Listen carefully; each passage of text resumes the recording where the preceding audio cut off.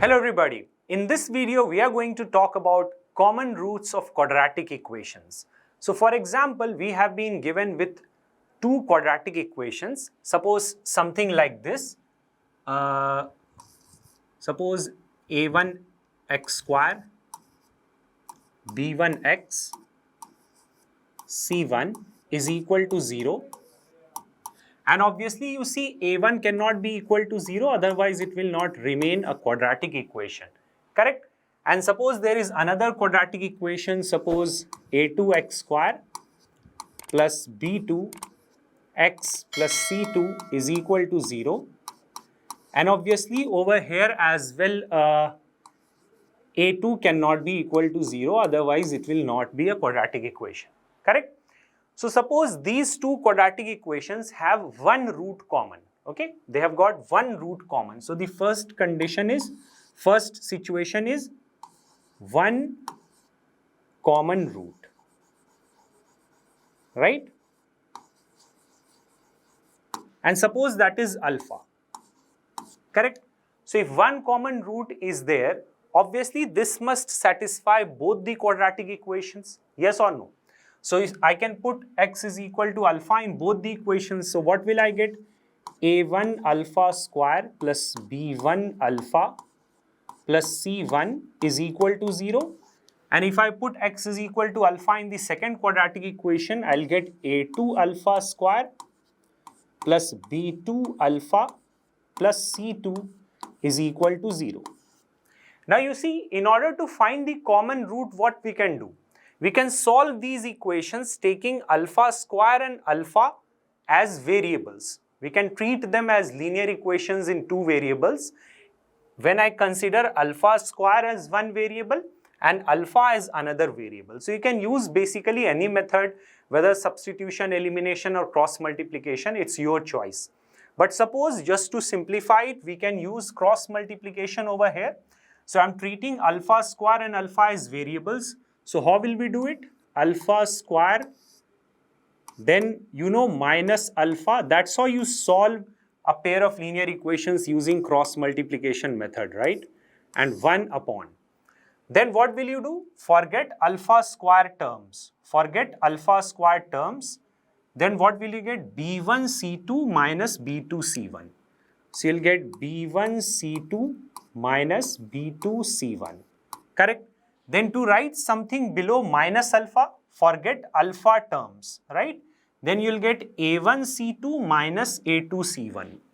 So you'll get a1 c2 minus a2 c1. Then to write something below 1, forget the constants. So you'll get a1 b2 minus a2 b1. a1 b2 minus a2 b1. So you see, this is the required relation over here. You don't need to remember more than it because you won't be able to actually remember.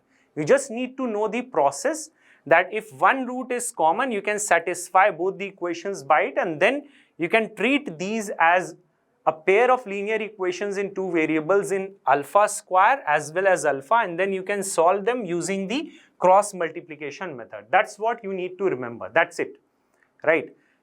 Sometimes you will see determinants written there, right? So that's also okay. It's the same thing actually. I hope it's clear, right? Let's do a question on the basis of this, and most of the times we don't write like this every time because it depends on the equation actually. So let's start with it. So you see, we have been given with this question over here. You have got two equations, quadratic equations, where k is a real number having exactly one common root.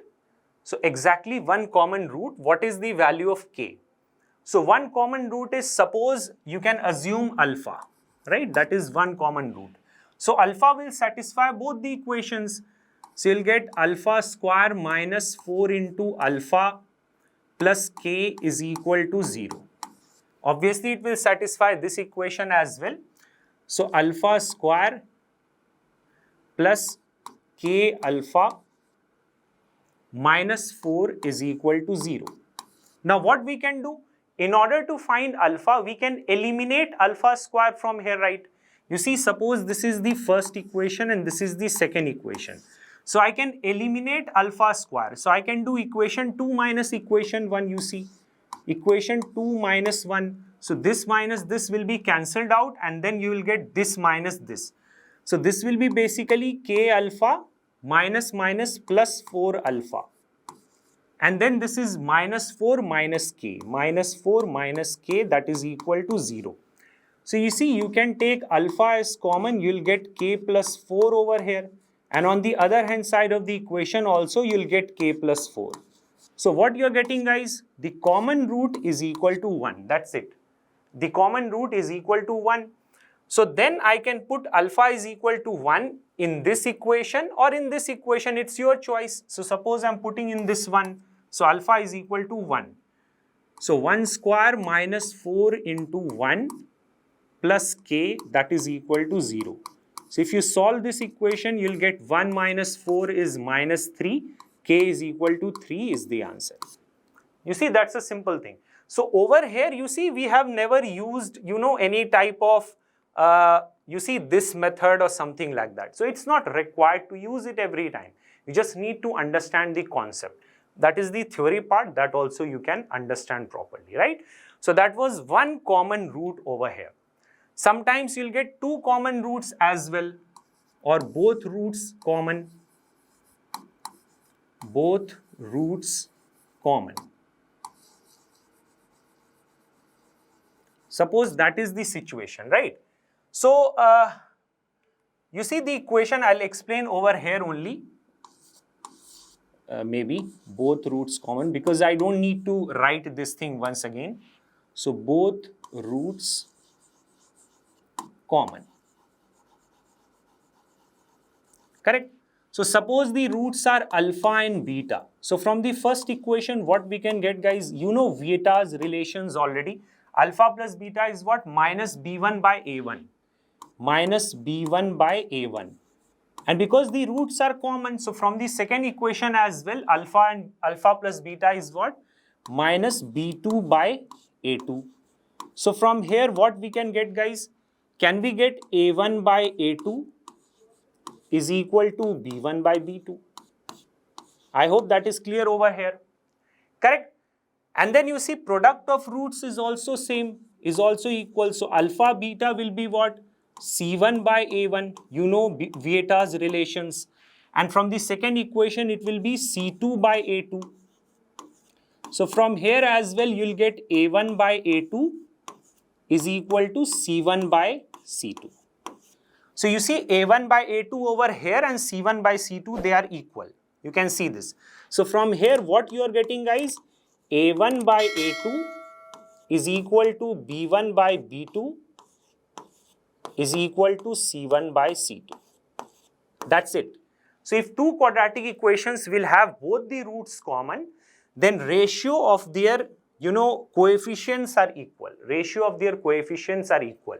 So you can say A1 by A2 is equal to B1 by B2 is equal to C1 by C2 if both the roots are common for two quadratic equations. I hope that's clear, and that is the logic, that is the way to prove it actually. I hope it's clear. Now let's do one question, guys. Although over here that logic will not work, but still I have put it, right? That you have been given with two equations. You see, that's not a quadratic equation, that's a cubic equation. This is a quadratic equation where b is a real number.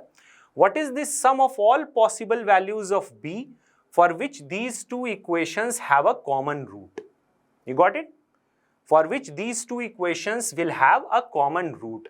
So basically, you see, if I put this equal to 0 and suppose they have got a common root, wait, first you take it as an equation, right?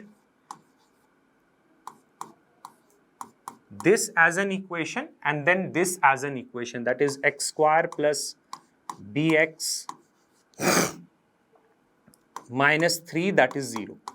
Now suppose they have got alpha as the common root. We can assume that. So alpha will satisfy both the equations, guys. So what will I get? Alpha cube minus 3 alpha plus b, that is equal to 0. It will also satisfy this equation. So alpha square plus b alpha minus 3 is equal to 0. Correct? So we need to solve for alpha over here. We need to solve for alpha. So can't we find b from the first equation, guys, in terms of alpha? So b is what? 3 alpha minus alpha cube, if that is correct. So I can put b over here, guys, in the second equation. So alpha square plus, in place of b, I can put 3 alpha minus alpha cube multiplied by alpha minus 3, that is equal to 0. So if you open up this bracket, what will you get, guys? This is basically alpha square plus 3 alpha square minus alpha raised to the power 4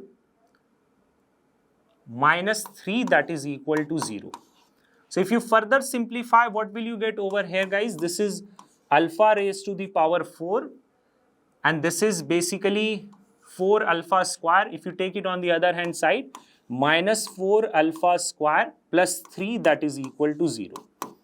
So you see, this is a biquadratic equation in alpha, but that can be easily factorized because you see the product over here is 3.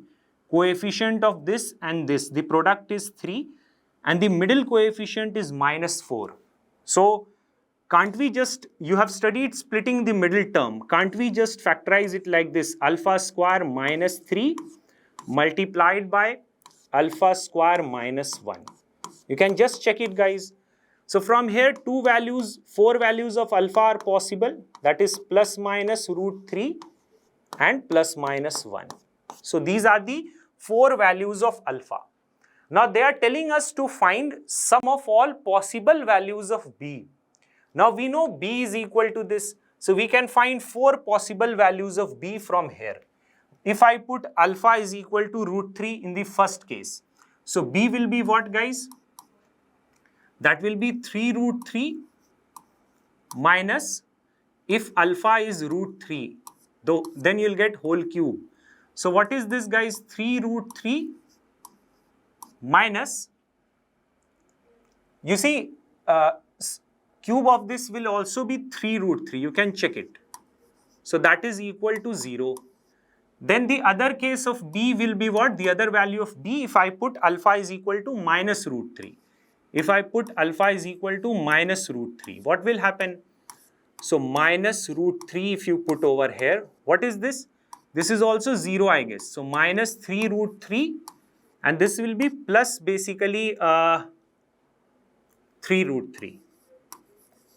Just check it. So that is also 0. Correct. Then if I put b is equal to, if I put alpha is equal to 1 over here, so b will be what, guys? If I put alpha is equal to 1, so minus 1 cube. So what is that? 3 minus 1, 2. And then in the last case, if I put alpha is equal to minus 1 from here, if I put alpha is equal to minus 1 from here, what is this value, guys? This is basically minus 3 plus 1, that is equal to minus 2. Now you have to find the sum of all the values of b from here. So all the values, you see 0, 0, 2, minus 2. If you add all of them, you will get 0 only. So sum of all the values, all the possible values of b as per this question is 0. I hope this small concept is clear, although this question was not directly related to that thing, but still I hope it's clear. Kind of similar thing, you know, we have substituted over here and solved equation for the common root, and actually in quadratic equation as well we were doing the same thing. So that's all we needed to understand over here, guys, in common roots on the Infinity Learn class 9 and 10 YouTube channel. That's a very important concept from an Olympiad point of view. So don't forget to like, share and subscribe to the Infinity Learn class 9 and 10 YouTube channel, and don't forget to subscribe to the Telegram channel as well, because whatever is being discussed in live classes, you can get the PDF of those sessions as well on the Telegram channel. Bye bye, guys. Take care, everybody.